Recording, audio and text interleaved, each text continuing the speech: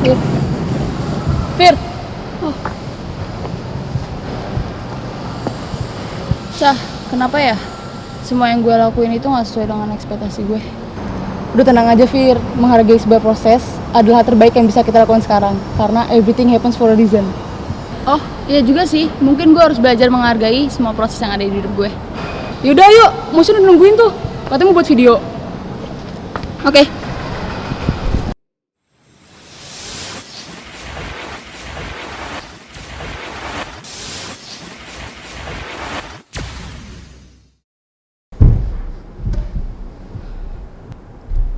Hai, nama gue Safira.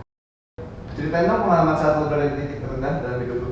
Sebenarnya di dalam hidup gue, kalau misalkan dibilang titik terendah, alhamdulillah sampai sini gue belum ngerasain. Tapi dalam hidup kan pasti pernah ngalamin masalah, dan satu masalah selesai pasti setelahnya ada masalah lagi. Dan gue pernah ngalamin masalah, yaitu tentang karir gue dan juga social life gue. Kayak gue ngerasa kayak nggak adil aja, kenapa harus gue yang ngerasain itu. Dan gue pernah ada titik dimana ngerasa kayak lingkungan gue tuh kayak nggak sehat banget. Kayak kenapa sih orang tuh gampang banget ngakimin orang lain, dan kayak gimana gue bener-bener mikirin gimana ngerubah mereka biar mereka tuh nggak kayak gitu. Jadi di situ gue ngerasa ya gue apa ya namanya, ya di situ rendah banget deh, kayak orang gampang banget ngakimin tanpa tahu sebenarnya gue gimana gitu. Next, gimana cara lo ngadepin masalah itu? Di situ cara ngadepinnya, gue ngalamin itu, gue bener-bener kayak ngerasa gue tuh lost banget, kayak nggak ada orang yang bisa semangatin gue, nggak ada orang yang tiap gue cerita ke orang kayak gue nggak puas dengan jawaban mereka, dan gue ngerasa kayak gimana ya, gue nggak bisa ngeperbaikin hal itu. Gue ngerasa kayak udahlah, hidup gue kayak yaudah gitu aja. Tapi menurut gue setelah ngalami masalah itu, gue ngerasa setiap orang itu harus punya kata-kata yang emang selalu mereka ingat dalam masalah mereka. Dan akhirnya gue cerita itu ke adik gue percaya sama adik gue, dan adik gue bilang ke gue karena kayak pasti semua punya alasannya, lo harus jalanin. Karena mau lo diem, mau lo pasrah, dunia ini bakal tetap jalan seperti biasa. Jadi menurut gue buat kata-kata itu penting banget di hidup lo. Kenapa everything has a reason? Ceritain dong.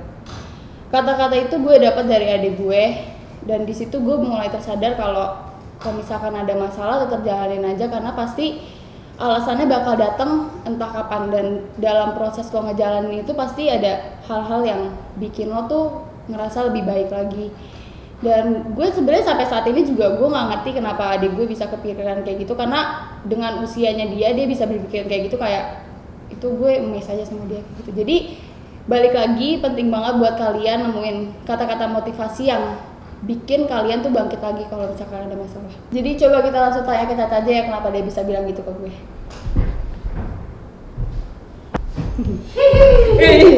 Langsung.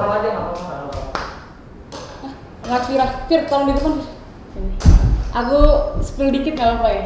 Hah? Apa? Spill apa? Ya kan kata alasannya.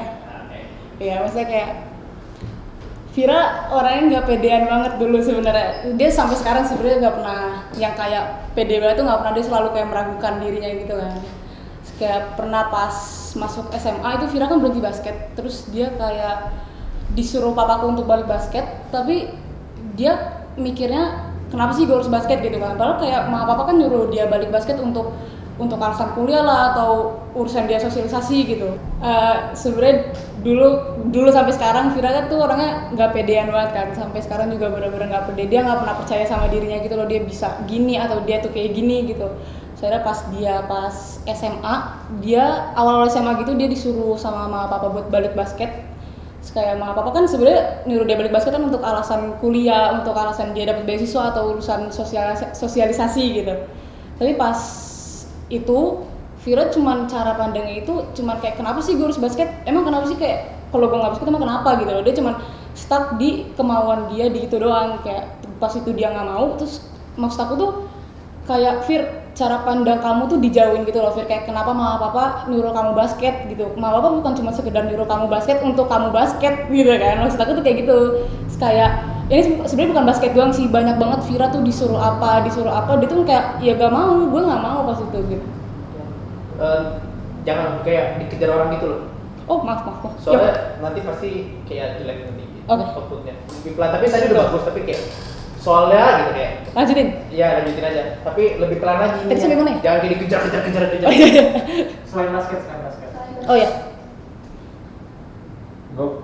Oh, Lanjut. kayak bukan basket doang sih sebenarnya. Vira juga banyak yang dia misalnya disuruh Vir ikut ke sini atau dia ditawarin ke sini, tapi pas itu dia cuman pemikirannya gue nggak pede, gue nggak mau gitu loh. Gue nggak mau. Terus kayak ya maksud aku itu kayak kamu emang kenapa sih Vir kalau misalnya ikut ini emang resikonya bakal jadi apa? Bahkan mungkin lebih ke keuntungan kan kalau misalnya dia dapat gitu. Jadi maksud aku tuh, tapi aku nggak pernah belak-belakan yang ngomong everything is a reason ya, karena aku nggak pernah kepikiran kata-kata itu. Jadi aku maksudnya cuma bilang, Vir kalau misalnya mama papa nyuruh kamu, kan nggak mungkin ya orang tua nyuruh kita untuk sesuatu yang buruk, kan nggak mungkin. Jadi maksud aku tuh ya mama papa nyuruh kamu itu pasti ada alasannya pasti bagus dong. Terus kayak ya kebukti kan sekarang sih dia balik ke basket, dia sosialisasi, dia mungkin DBL, dia dapat beasiswa di UPH gitu loh. Maksud aku kayak ya alhamdulillah sekarang dia mungkin mulai ngerti kali ya. Gue mau nanya nih satu, Cak. Umur lu kan masih muda, Cak. Kok bisa kepikiran sih mikir gitu? Aku sama kayak Vira, pernah aku di lingkungan yang orang-orang kok toksik banget ya gitu. Kayak akhirnya aku merasa kayak tunggu nanti dikata aja ya, aku agak blank. Aku merasa, terakhir aku merasa. Iya, terus aku mikirnya ya daripada aku ikut-ikutan kayak gitu ya aku merubah cara pandang aku kan. Terus mungkin aku juga pernah di titik terendah aku, terus aku juga caranya ya aku ngerubah pandangan aku dengan caranya adalah kita introspeksi diri sendiri dulu. Kalau kayak ya gimana mau ujung-ujungnya kan apapun balik ke diri kita sendiri ya, mau masalah kayak atau mau apa itu kan kita harus introspeksi diri. Terus kayak ya kalau menurut aku sih emang semua itu pasti ada alasannya, nggak mungkin kita cuma ngelakuin apa belak-belakan terus udah begitu aja gitu. Pasti ada alasannya, mau buruk ya atau enggak itu kan pasti ada alasannya balik ke kita sendiri. Jadi masuknya begitu, cara pandang aku jadi begitu. Jadi buat kalian semua inget ya, semua itu ada alasannya. Bye. Jadi kalau kalian lagi punya masalah jangan cepat menyerah dan selalu belajar dari proses tersebut karena everything happen for a reason. Bye.